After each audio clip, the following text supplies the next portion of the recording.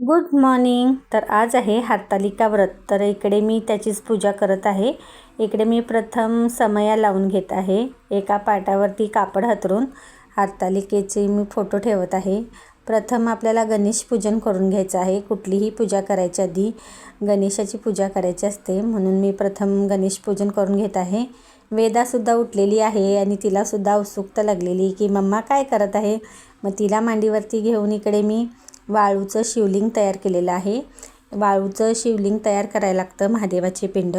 तर सखी पार्वतीच्या मूर्त्या इथे मिळत नाहीत, म्हणून मी वाळूपासूनच त्या अशा मूर्त्या तयार करते आणि पुढे एक एक सुपारी ठेवते त्यांच्या नावाने. आणि 5 झाडांची 5 फांद्या लागतात. तर मी त्याहीसुद्धा आणल्या आणि एकत्र बांधून मी त्या इकडे ठेवलेले आहेत. नंतरनं महादेवाला पांढरंच फूल लागतं, तर त्यांना पांढरं फूल वाहिलेलं आहे मी. आणि नंतरनं आपल्याला वस्त्र घालायचं आहे आणि विडे ठेवायचे आहेत 5.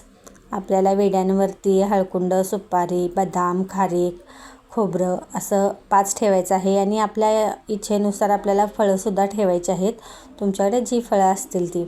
पण वेदाला हे सगळंच पाहून तिलासुद्धा सगळं वडून घ्यायचं होतं हातामध्ये, तर तिला सांभाळत मी पूजा केलेली आहे. आणि इकडे आपल्याला देवीच्या ओटीसाठी नारळसुद्धा ठेवायचा आहे.